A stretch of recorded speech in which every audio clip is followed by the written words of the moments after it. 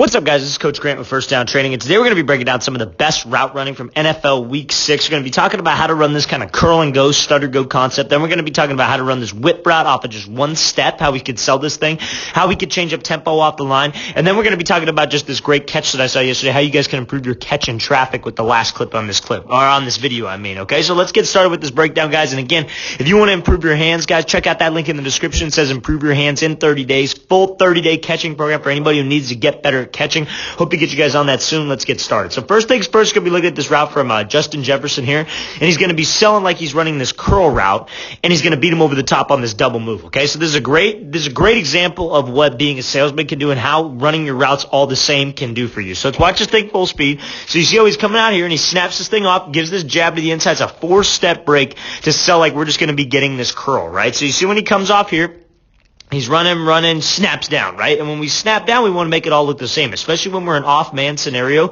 We want to close the gap at this DB as much as I can, as much as the depth allows me to on this route, and then I want to be able to drop right in stride. And when I drop, I want to be violent, because when you're violent with those hips and you really snap down, that's what draws that DB in. That's what gets a reaction out of him, right? So now, we want to sell like we're just going at this 45-degree angle back to the ball, running back to the quarterback, okay? So when I'm here and I snap down on this outside leg, I snap, you pivot with the second step, third step, fourth. Right now, that fourth step is your break leg, and that's what shoots you up to the outside. Now, obviously, this is not something that he's thinking about right now.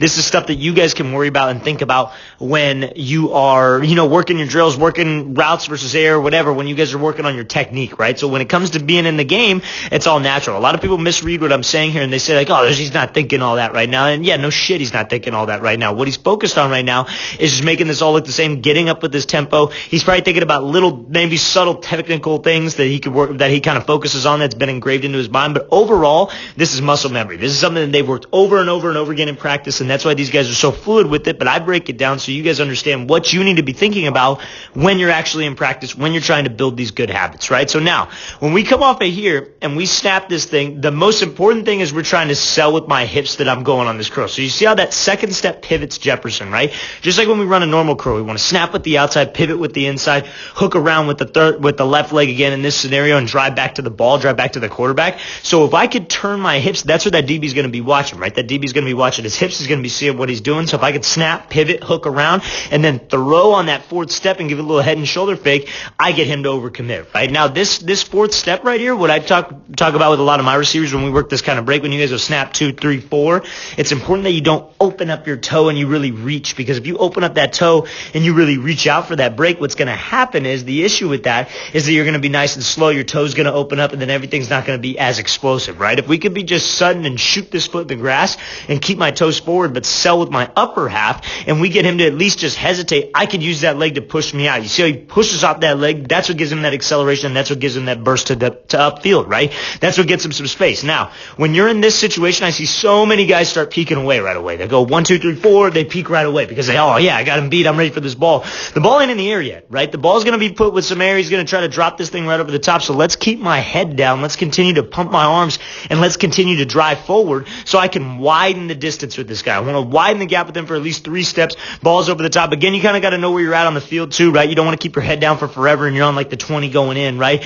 You want to be able to sell this thing, keep your head down, burst away for at least a couple steps, and then peek my head around and make this play. It's a great job by Jefferson. Great job after the catch, working to get that touchdown as well. Let's watch it again full speed one more time. So great job. You're snapping it off, throwing that inside move, 4-step break, working this little stutter go, curl and go concept. That's a great job here, okay? So now, next clip we're going to look at is this whip route from Terry McLaurin. We're going to be talking about how he's able to drop his hips down and sell this thing. So what does he work off of here? He's working this kind of wide step release, stepping outside the DB's frame and trying to cross his face, trying to really sell, like I'm just trying to give him this wide step and run right now. But the thing is, he's only breaking in 1 step because that is the timing of the play, right? So the timing of the play has got to be quick. The timing of the play has got to be right now.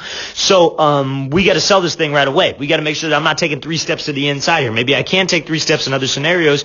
Maybe when I'm like I'm in the more so like the middle of the field or something like that, I could take those 3 steps, a longer developing play. But goal line, it's got to be out quick, so we got to understand timing, right? And this is something, again, that I'm sure the Redskins have worked on over and over and over, right? So now when he goes this wide step here, you see how he takes this little false step. I wouldn't even call it a false step. It's just quote unquote false step. I call it a power step. That's the terminology I use with my guys. They take this little power step and he throws himself out wide, right? Steps outside of the DB's frame, maybe tries to get him sitting to the outside a little bit, then he crosses his face, right? For almost like 2 steps. It's just here, bam, 1, 2. And he breaks off at this second step. But again, when we come off the line and we hit him with that wide step, it's very important. What's going to get this guy to shoot over the middle is my speed, and I got to be able to commit my hips, my eyes, and my shoulders to this thing, right? So if you can give him this little wide step, then burst up for 2 steps and really sell yourself over the middle and be able to cut on a dime. But for those 2 steps, we're selling like we're just trying to cross his face. We're selling like I'm just trying to get out right now, and I put the brakes on. That's what's going to get me some space. And you see how he's able to go bam, drop. And he drops those hips. He's in an explosive position. He rotates his toes so where his shin angles are in a positive angle, and they're going to be shooting him back to the outside. Now he's got his chest and his hips to the line of scrimmage, and he can accelerate out and continue to run and widen this gap with this guy. The ball should have probably gone to him, but they took the shot up over the top. But this is separation right here. It's a great job by McLaurin, selling this thing off of that wide step, bursting to the inside, putting the brakes on, then shooting this thing back out and widening the gap by pumping his arms. Let's watch it again full speed one more time. There's a great route here. So again, he's coming off the line, wide step, bursts up to the inside, 2 steps, snap that thing off. Great route. Okay, so now we're going to be looking at this route for Darius Slayton from at the bottom of our screen. We're going to be talking about how if you got speed on the DB, what you can do off the line, and it doesn't need to be too complicated, and you guys should be fighting his hands throughout the route. So let's watch this thing full speed one more time. So he kind of hesitates, then he goes, right? And you see how he's fighting those hands. Get some separation with those hands. If his hand's on your shoulder, right, his hand's on my shoulders, I want to chop down.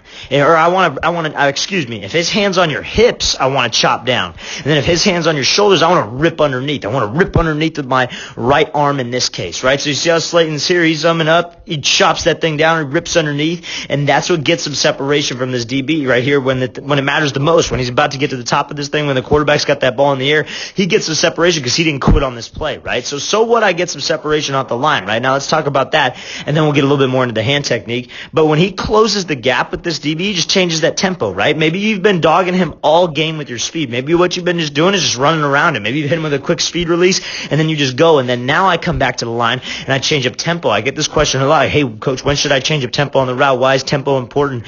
Tempo is important because that's what it gets this guy on his heels. It gets him guessing. It doesn't allow him to get your timing and understand what you're going to be doing. So when you close the gap with him and you slow it up and then you take off, you go from 0, and he's stopping his feet 0 to 100. And then when you go 0 to 100, you already have a head start because he's got to backpedal and open up, and we could just run, right? So the thing that he does to help himself out is get hands. So when he gets hands, I swat those off. You want to pretend like he's got crap underneath his fingernails. You swat him by, and then we make this catch over the top here. That's a great job by Slayton. Get some separation off the line. So what? I got separation here. I got to keep separation throughout the route. Fight the hands. Fight the hands. Don't let him get hands, and then make this play and finish over the top. That's a great route here again by Slayton. Let's watch it again full speed one more time. And look what this sets up to now, right? So you see how he comes off a little hesitate, bursts up to the outside, and let's say we beat him on this, like right here, we beat him on this fade. Now what is this set up? Maybe I cut my split down a little bit. I do the same thing. I run to the outside, and I pop it off, and I run a speed out. I pop it off, and I run a comeback. Maybe I throw him by and run a dig. There's so many different things that can build off of this. That's why it's so important that you guys set the tone early with your tempo change, with your speed, to make sure that we're in this DB's head and he's always guessing on us. Let's watch it again full speed one more time. So he hesitates off the line, close the gap. Let's take off running full speed, get those hands off, and make this play over the top. Great rep. Okay, so now I wanted to include this catch. I know this really isn't a route, but I think for receivers, this gives a lot of value on how you guys should make this jump ball catch and this catch in traffic with A.J. Brown here. So the most important thing is that